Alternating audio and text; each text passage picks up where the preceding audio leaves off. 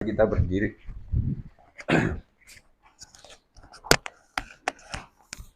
Terima kasih Tuhan Yesus, kami mengucap syukur untuk sore hari ini. Kami boleh ada dalam komisi wanita ini. Kiranya Tuhan akan memberkati, menguatkan setiap kami dengan kebenaran firman Tuhan. Karena inilah yang menjadi kekuatan harapan kami di masa-masa kesulitan hidup rumah tangga kami dan juga kehidupan kami secara pribadi. Kami tetap percaya bahwa pertolongan Tuhan sesuai dengan janji-Mu itulah yang memberi pengharapan yang senantiasa baru. Terima kasih Tuhan, berkati supaya Roh Kudus saja menyampaikan dengan caranya untuk disampaikan kepada setiap pribadi. Oleh sebab itu Roh Kudus dalam setiap hati kami masing-masing supaya menerjemahkan arti penting daripada kebenaran firman Tuhan ini, supaya kita tidak cukup mendengar dengan baik, tetapi nantinya akan menjadi pelaku-pelaku firman Tuhan. Tetapi meteraikan itu Tuhan, supaya kami tidak terlupakan, sehingga membuat kehidupan kami betul-betul menghidupi, menghayati segala kebaikan di dalam firman Tuhan. Demi nama Yesus, roh jahat dihancurkan di dalam kuasa Tuhan, dan kami siap memberikan hati kami menjadi tanah yang subur, dan biarlah benih firman boleh tertanam dalam setiap hati kami. Kemudian bagi Tuhan saja, demi nama Yesus kami berdoa. Haleluya, amin. Silakan duduk, puji Tuhan. Nah, ibu-ibu sekalian, jangan bosan ya. Karena namanya gembala itu Bapak rohani, jadi ngomong terus. Cerita, dongeng gitu ya, kalau jadi Bapak tuh ya. Nah, puji Tuhan, saya udah sampaikan ini 2 kali di syukuran Mami Cindy kemarin. Kemudian di video juga saya sampaikan itu. Oleh sebab itu saya menghimbau kepada jemaat supaya mengikuti video-video gembala itu, karena memang itu disampaikan untuk jemaat, bukan untuk orang lain. Ya, oleh sebab itu harus mengikuti atau subscribe gitu ya, supaya bisa melihat perkembangan yang disampaikan di situ. Ya, saya akan membawa kita kepada kebenaran yang terdapat dalam Pengkhotbah 11 ayat yang keempat. Pengkhotbah 11 ayat yang keempat. Ya. Nah, saya berharap si ibu-ibu juga punya, kalau saya suka di terjemahan BIMK. Karena itu mudah dicerna ya. Nah, itu sangat gampang untuk dimengerti. Kalau di TB-nya, terjemahan barunya agak sulit. Baik, di TB-nya kita akan baca. Nah, nanti ada terjemahan yang kedua, LAI itu. Sedang dijanjikan oleh teman untuk dikasih itu ya, tapi mungkin minggu depan lah begitu.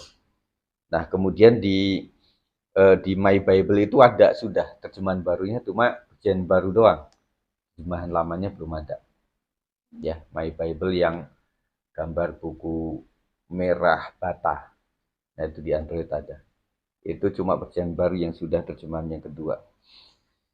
1, 2, 3. Siapa senantiasa memperhatikan angin tidak akan menabur, dan siapa senantiasa melihat awan tidak akan menuai. Nah, kalau ada buka di dalam BIMK-nya ya.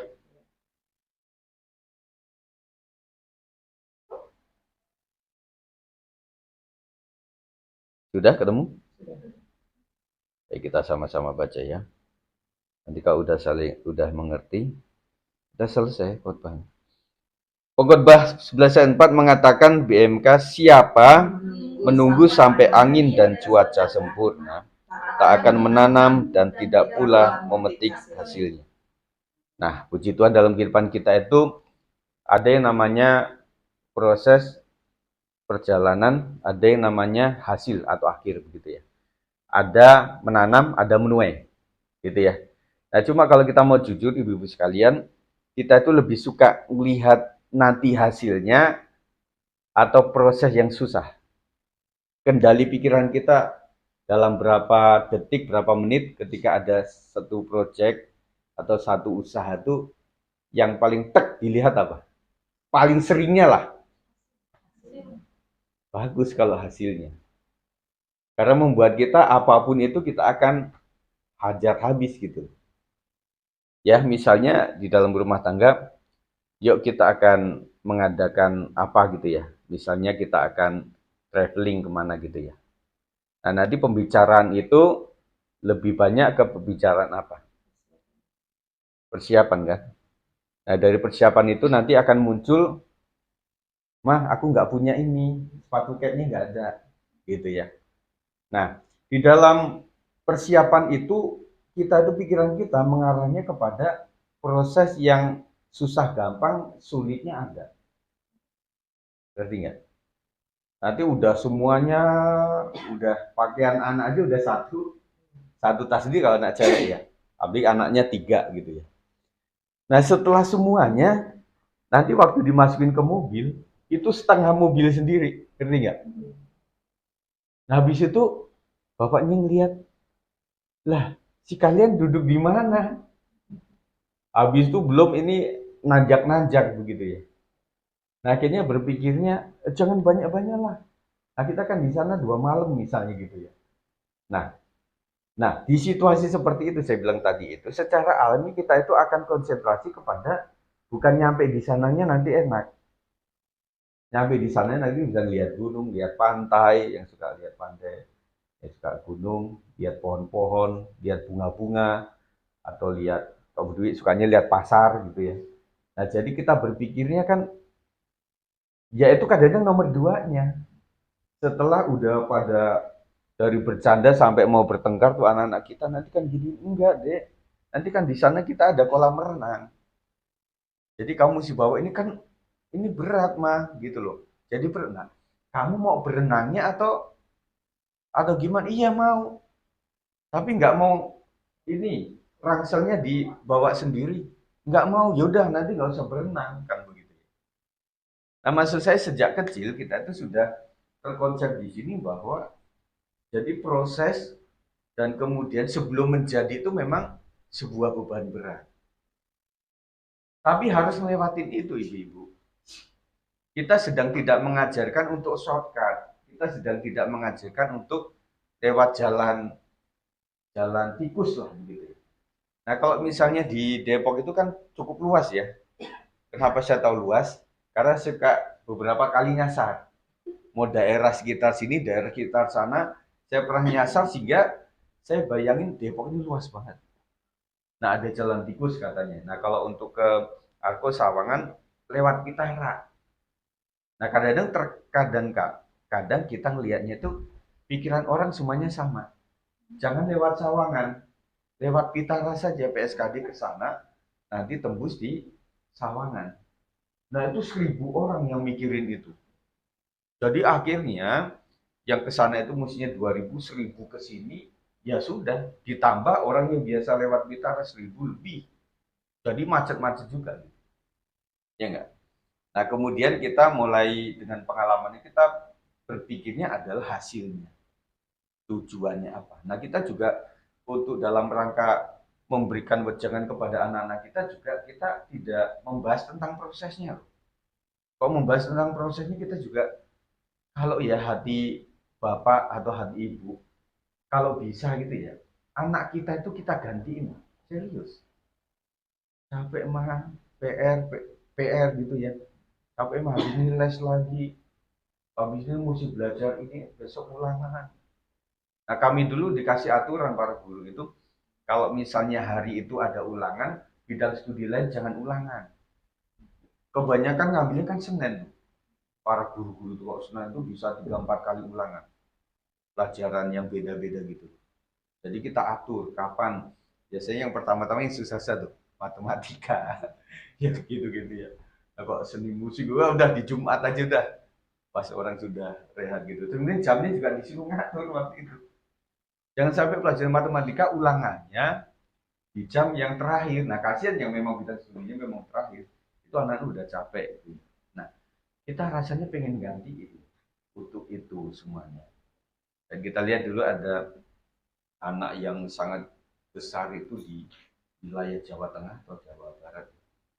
Yang anak umur belasan itu. Nah, orang tua dan tetangganya dari apa medis juga berharap untuk cepat itu ya, untuk bisa, karena kan udah nggak bisa ngapa-ngapain. Nah, waktu itu untuk ngeluarin anak itu juga mesti jebol pintu kok. Jadi beton itu jebol karena anaknya udah nggak bisa lewatin situ. Nah tentunya mama juga pengen kalau bisa aku aja lah. Nah, anak pilek gimana ibu-ibu waktu itu, waktu anak kita kecil ya, bukan sudah gede, udah SMA pilek ya udah. Oh masih kecil sampai kita sedot kan gitu kan. Kalau yang tega orang yang di daerah dulu nggak ada alat ya mulutnya mama gitu. Nah lah kelewat gimana? Namanya licin kelewat jadi vitamin kan gitu ya. Nah kenapa begitu? Karena tidak ingin melihat anaknya tuh untuk proses sembuh itu ya dia nggak bisa tuh untuk aduh mampet sini udah mangap-mangap begitu kan ya. Nah, puji Tuhan loh, hidung kita tuh bolongannya dua. Habis itu ngademnya ke bawah. Coba kok hidung ngademnya ke atas, kita kehujanan mulu. Terus kemudian masih ada mulut yang artinya gitu, ini mampet ya sebelah sini. Ini mampet dua-duanya kita mangap gitu ya. Nah, anak kita sampai mangap-mangap kayak gitu. Nah, kita coba untuk menggantikan itu. Nah, saya bisa membayangkan kasih Kristus kayak gitu. Jadi lihat kita yang akan bakalan antri masuk ke neraka itu dia nggak tega. Makanya datang ke dunia untuk menebus kita. Nah, balik lagi kepada sini. Jadi gambaran ini ibu-ibu sekalian memperlihatkan bahwa sebenarnya tentang angin dan cuaca itu sering menjadi hambatan kepada kita. Artinya untuk lakukan sesuatu ya memang realistis ya. Nah kita mau jalan nih dari rumah ke gereja. Nah kalau awannya, hujannya, cuacanya kayak gitu ya kita berpikir ulang ya. Apalagi ada alasan dikit-dikit, memang ada alasan ya sudah sangat gampang untuk meluluskan itu. Ya. Nah itu sangat sulit untuk bagaimana ya. Nah titik terendah, titik kritis kita adalah kalau yang pertama biasanya manusia itu nggak ada tugas atau memang nggak ada pentingnya untuk kita lakukan itu. Makanya kita kan gembala itu mengarahkan jemaat-jemaat Tuhan supaya terlibat dalam pelayanan pekerjaan Tuhan sesuai talent masing-masing. Supaya apa? Ketika ada tugas itu ada sebuah kewajiban. Nah, kenapa ibu-ibu sekali itu sampai masak meskipun sakit-sakit kan tetap masak. Kalau GoFood dulu bangkrut kita. Iya kan? Sampai sakit gitu. Kenapa? Karena ada tujuan gitu loh. Supaya semuanya tercukupi dengan baik. Nah, kita bersyukur di sini bahwa ayat ini memberikan penjelasan siapa yang menunggu sampai angin dan cuaca sempurna tidak akan pernah melakukan apa-apa. Gitu. Jadi kita berpikirnya ibu-ibu sekalian, lakukan ini menjadi sebuah tugas dan kewajiban. Kenapa tadi saya katakan bahwa ibu tetap masak itu karena ada kewajibannya. Makanya dalam hidup ibu-ibu yang diwajibkan apa saja? Coba hitung satu persatu deh. Sementara waktu ini. Bagi ibu yang wajib apa? Satu, masak. Yang kedua, cuci. Yang ketiga, gosok. Yang keempat, urus anak. Yang kelima, beres-beres. Itu setiap hari. Nganter anak, jemput. Iya kan? Apalagi? Itu udah terlalu banyak. Nah, ketika itu sudah wajib, ibu-ibu sekalian, kita dalam tanda kutip pertama terpaksa. Tetapi lama-lama kan jadi habit. Jadi keterpaksaan itu kok terus-menerus jadi habit gitu. Nah, anak-anak zaman now itu kalau diajarin masak kan paling susah. Dan mereka berpikir, nah, nanti kamu dapat suami gimana? Calon mertua gitu, gampang lah. Nanti kan ada asisten, tukang masak, tukang cuci ya gitu ya.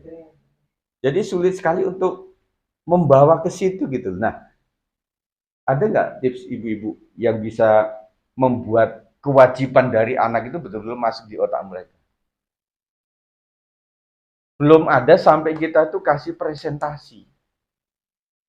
Nanti, seandainya, makanya kita mesti berandai-andai sama anak itu. Andai kata kamu nanti, ya, kepepet-kepepet, memang kamu harus memiliki istri atau suami yang strength, gitu loh. Strength-nya itu dalam hal dia kewajiban bagi seorang istri gitu. Misalnya diharus-haruskan begitu. Iya kan? Jadi kamu anak remaja putri kita berpikirnya, oh iya ya Maya. Nanti kalau misalnya jangan sampai menjelang dipingit tuh 6 bulan belajar masak semuanya masak, belajar nyuci semuanya dalam waktu 6 bulan. Karena apa? Mertuanya agak streng nih calon mertuanya.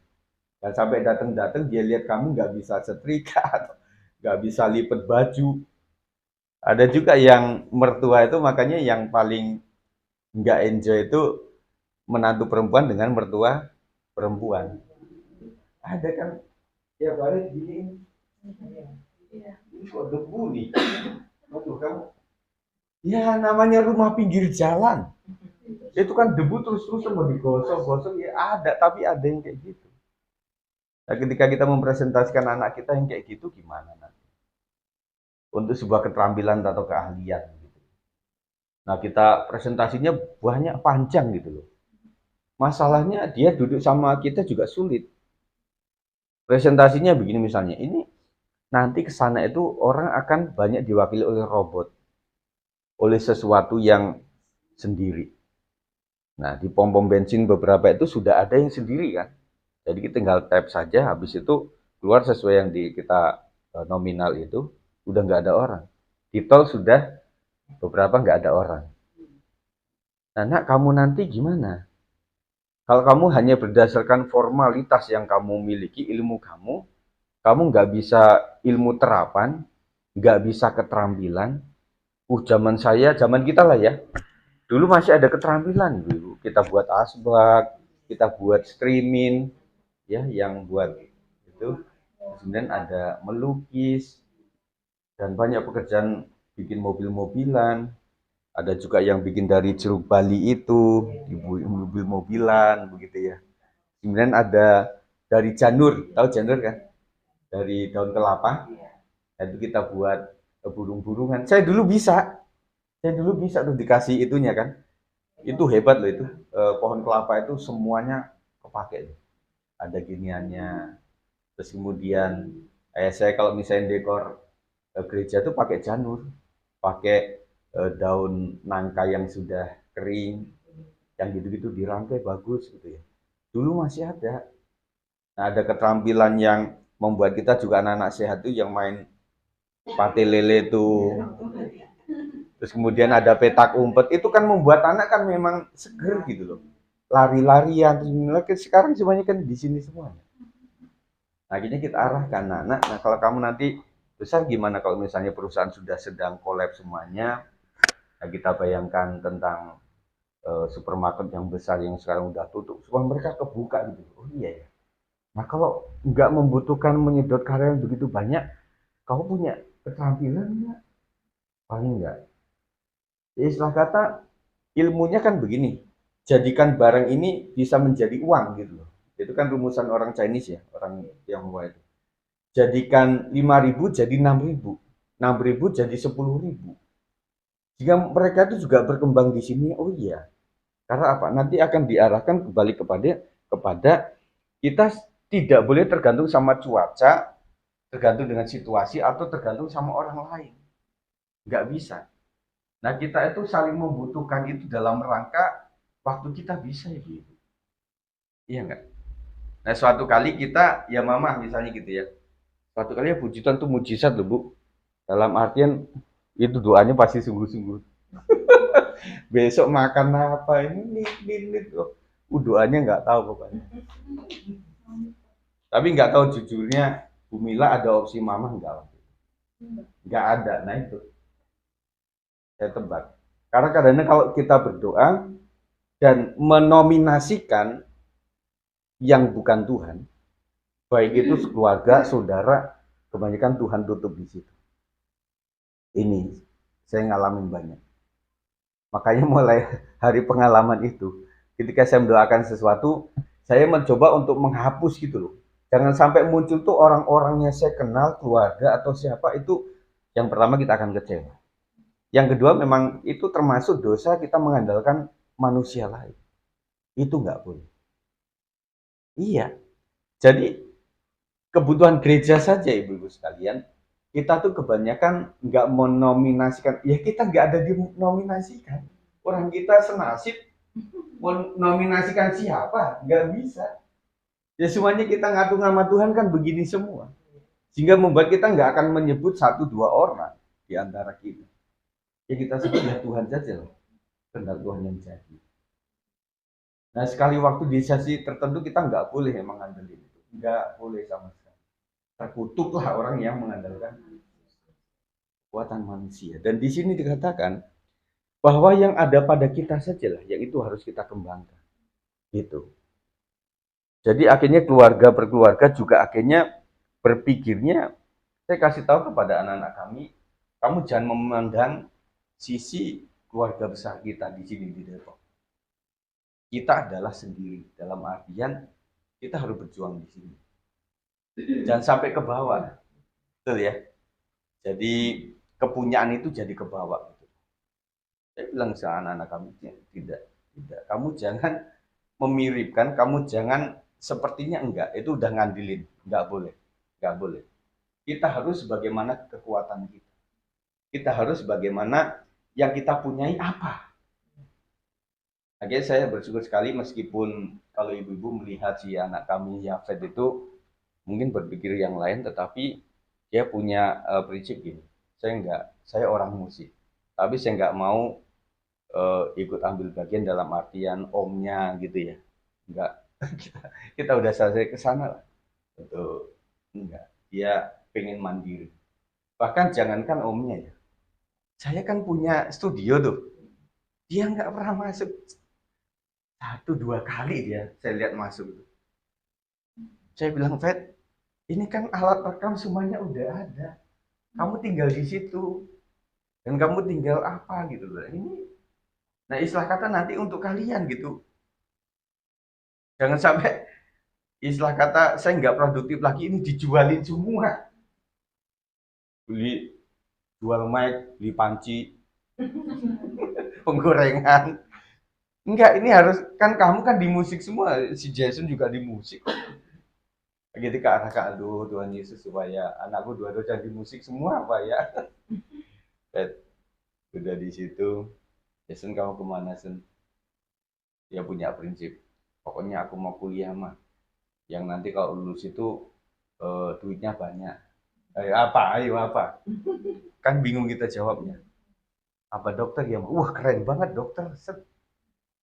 Nah, kamu ya jangan, nilaimu mesti bagus kan begitu ya. Nah gini, oh iya, nilainya mesti bagus ya. Berarti yang lain, IT mungkin ya, atau apa? Oh dia pikirnya ke situ. Nah kita membuka bahwa memang kita nggak boleh mengandalkan kekuatan meskipun keluarga kita besar. Nah kalau mereka membantu itu anugerah Tuhan. Itu bukan sesuatu yang memang kita butuhkan. Nggak boleh. Gitu ya. Nah kita lakukan itu, akhirnya betul-betul anak kami ngirit. Ibu sekalian. Jadi sampai makan pun ya nggak pilih-pilih. Mau ini dalam artian, dan Nabil yang kecil itu selalu melihat label harga yang artinya itu anugerah, saya pikir ya itu anugerah. Karena anak-anak sekarang itu pengen yang memang ya itu tadi, kalau nyamain yang samping-samping kan repot ya. Enggak, satu dua kali aja lah dianugerahi sama opanya di sepatu yang hampir nilainya tinggi, 3-4 kali lipat yang biasa kita belikan gitu ya. Waduh, akhirnya kita juga bilang sama orang tua, wah mah jangan dikasih terlalu, repot kami nanti gitu, ngerti ya ibu. Nah kita kan yang dalam artian ya, nah kayak gini, ini apa ini, masih apa gitu. Nah saya juga lebih cenderung barang yang isiku nggak suka, yang barangnya agak lama kayak di rel kereta gitu kan. Yang zaman dulu kan bahannya bagus, yang second itu loh. Nanti nanti bekasnya orang mati lagi kan gitu-gitu ya. Jadi karena apa, nah kalau barang itu, kalau produk baru itu nggak bisa ngalahin produk lama secara kualitas bahan. Kan semakin di sini, zaman dulu kulit beneran, sabuk kulit beneran, nah kesininya udah imitasi. Nah gitu. Nah maksud saya adalah cukup kayak gini. Kalau saya pakai apa-apa ya malah cuman lihatnya gimana, nggak pas gitu. Hanya ya udah ya Pet, jadi juga apa adanya, itu adalah syukur saja gitu ya. Jadi dia berpikirnya, wah saya nggak mungkin lah untuk ngambilin orang tua terus ya.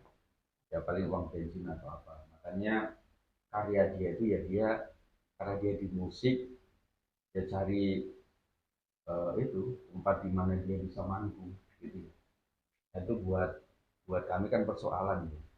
Persoalan dalam artian ada nggak sih panggung gembira yang Kristen semuanya kan nggak ada kecuali di acara kumpulan marga. Oh lojong oh Tuhan gitu ada.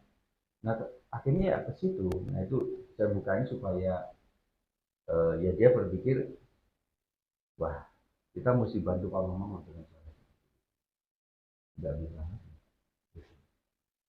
Jadi artinya mengunggah yang ada pada kita. Makanya ibu-ibu juga kalau misalnya diperas di dalam kemampuan kita, tentunya punya hal-hal yang sebenarnya itu bisa menghasilkan sesuatu, gitu. Ya, utamanya adalah sebuah kerajinan, keterampilan. Jadi kita nggak bisa mengendalikan musim, kita yang mengendalikan musim itu. Istilah kata gambarnya gini ibu ya. Sekarang musim hujan nih. Di musim hujan yang bisa jadi duit apa? Ojek payung. Misal ini kan contoh ibu ya, contoh. Nah payung itu serba bisa.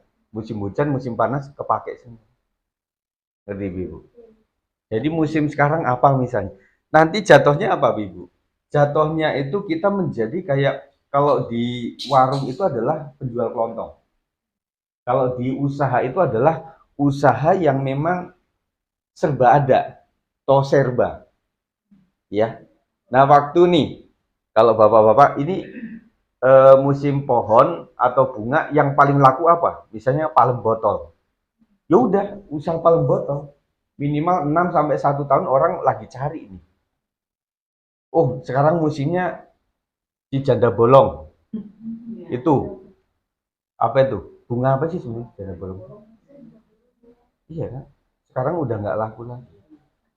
Nah, maksudnya di mana kita, nah itu, nah maksudnya di dalam apa ranah rohani pun kita juga berpikir hal ini.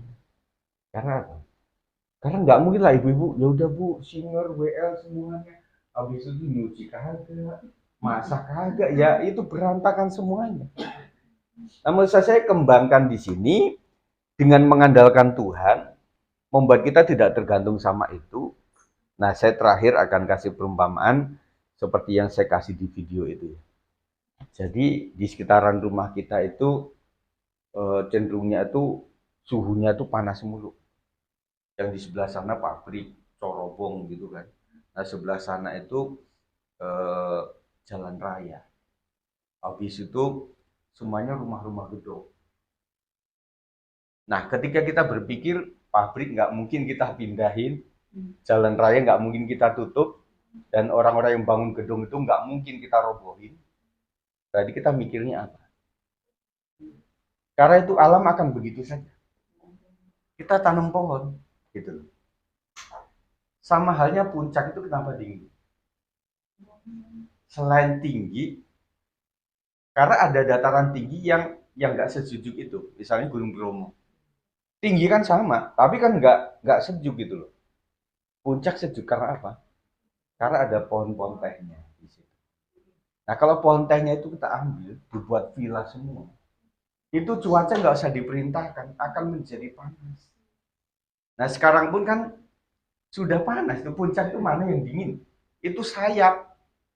Yang waktu kita survei sama anak-anak muda itu kan, cari tempat camp, retreat itu ya sayap sana. Pakai si merah itu diperkosa itu. Udah nggak kuat itu si merah itu, udah tetap nancap gitu. Karena yang dingin cuma di situ. Lewatin puncak pas ke sono udah nggak dingin lagi.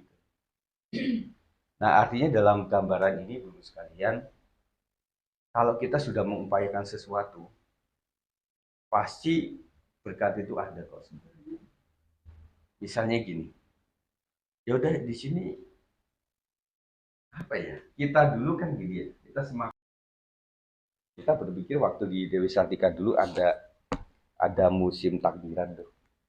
yang kita itu ngeluarin baju-baju lama kita gitu ya, yang waktu kita berpikir kalau dikasih ke jemaat kan tidak semuanya memahami itu ya, kadang namanya baju bekas gitu ya, nggak cocok atau apa, ya kita masukin ke tas itu, diapakan pakai itu tuh, toa itu kan, ngomongnya apa,